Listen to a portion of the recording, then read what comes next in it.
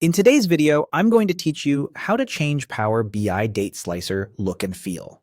A date slicer is one of the quickest ways to let people explore data over time, and its appearance has a big impact on how easy your report is to use. We'll start from a blank canvas and get a date slicer on the page, then talk through how its style is driven by your choices so it fits the rest of your report.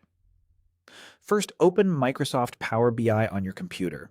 Give it a moment to load your recent files and workspace. Next, open the report file you want to work on.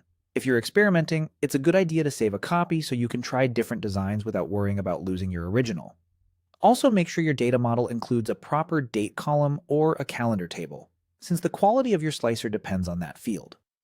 With your report open, look to the right side of the screen for the Visualizations pane. This panel is where you pick the type of visual and configure everything it shows.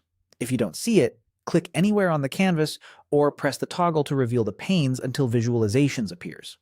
Select the slicer visual from the gallery. Power BI adds a blank slicer to the canvas. You can drag it into place and adjust the size so it has enough room to breathe. A little extra width helps with labels and the slider control. With the slicer selected, look in the Visualizations pane for the Build or Data section. This is where you tell the slicer what field to use. From the fields list, select your date field and either click it or drag it into the field well for the slicer. As soon as you add a valid date, Power BI recognizes it and renders a date slicer automatically. At this point, the look and feel start to take shape.